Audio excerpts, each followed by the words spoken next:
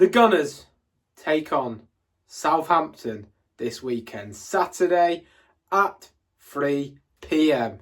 The Saints travel to the Emirates and we try to fight for that top position in the Premier League. A win can see Arsenal go top, but will they? Will Liverpool and City drop points? Obviously, we're equal points with Man City, but they are ahead on goal difference. Southampton are second bottom. I think they've got 1 point all season, so this is a game Arsenal go into being major favourites for the clash. We're going to go through in today's video major talking points ahead of the game against Southampton. Southampton traditionally in the last sort of year or two have been a bogey team of the Arsenal. You only have to look back to the last game 2 years ago, where Southampton beat Arsenal 1-0 and Theo Walcott scored. In the last 3 games against the Saints, Arsenal haven't won one. They've drawn 2 in that time, one of them being 3-3, the other being 1-1, and they have also lost 1-0 to the Saints. I think that was at St Mary's though. Despite that, the major talking point going into this fixture is Aaron Ramsdale. It is Ram's homecoming, a player that Arsenal fans loved, a player who's done so much for Arteta's journey. He was the keeper who got Arsenal back into the Champions League after, 7 seasons of being out of it. He's the keeper who raised the level in terms of passion at the club.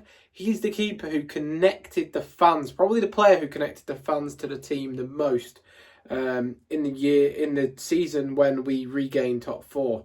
And Mikel decided, obviously, let's not get rid of Ramsdale, but let's bring in David Raya when the opportunity came up in the market. He did so, and as much as at the time that decision was much criticised, saying you can't have 2 number 1s, and I think that Arteta's decision to say, I'd substitute a keeper in a game was stupid. He shouldn't have said that in the media, but at the time it was criticised, rightfully so in my opinion, because I loved Ramsdale. I thought he was a better keeper than David Raya, but now, in fact, you can see the positivity, the promise from David Raya. He has been superb. He is probably the league's best keeper this season. He might even be the best keeper in the world at the moment.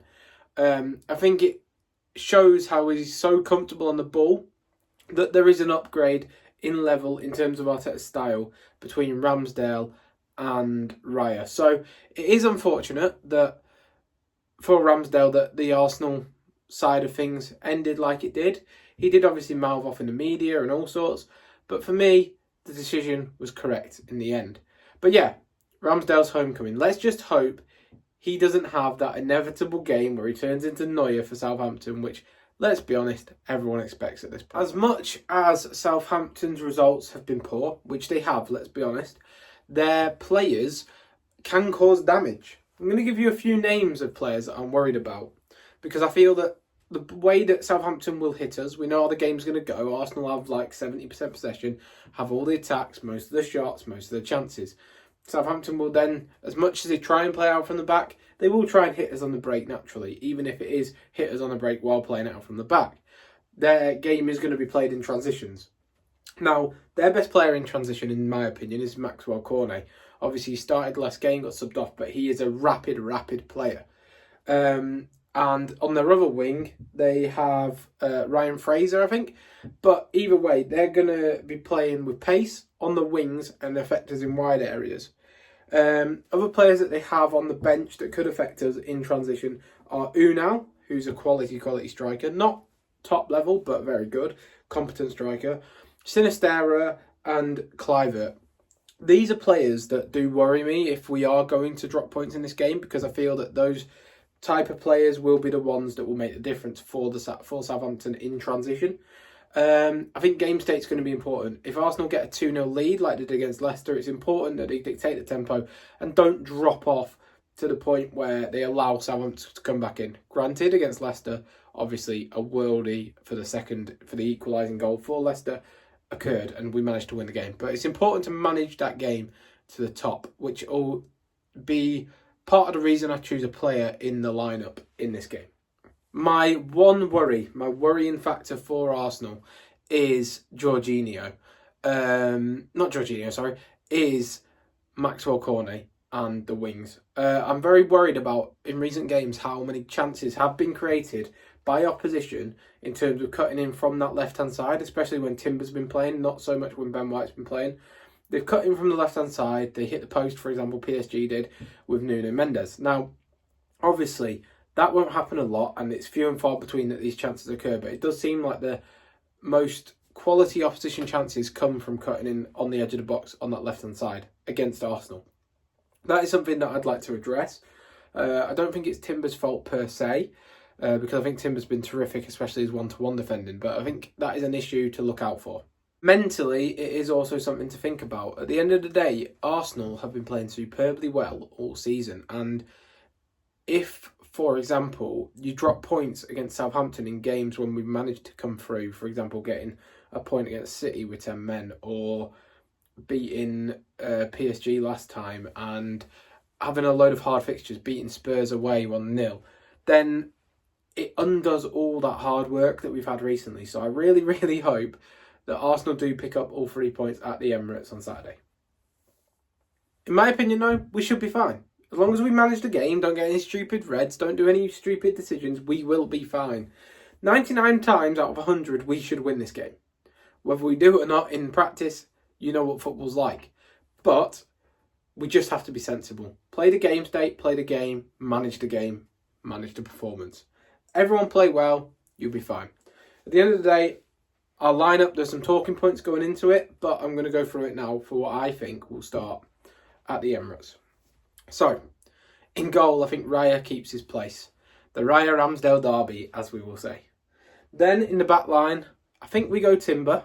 White obviously could be back, but if he's got any knock, I don't want to risk him, especially going into an international break where you can keep building up the fitness. And then go Saliba Gabriel at the back, have to do so.